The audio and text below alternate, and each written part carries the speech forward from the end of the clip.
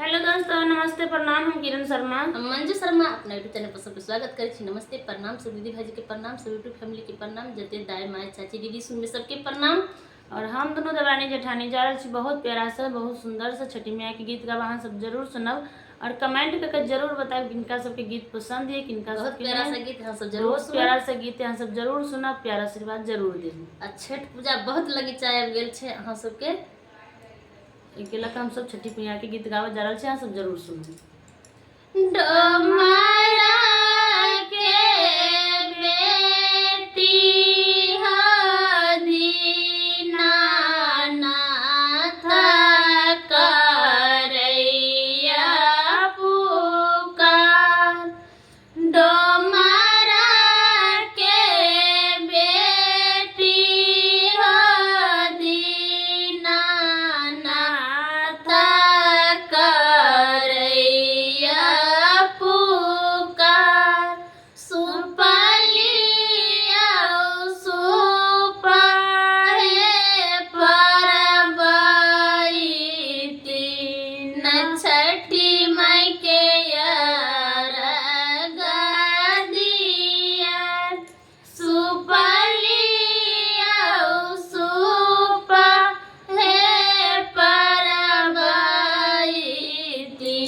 छठी माई के गदिया। कुम्हारा के बेटी दीनानाथ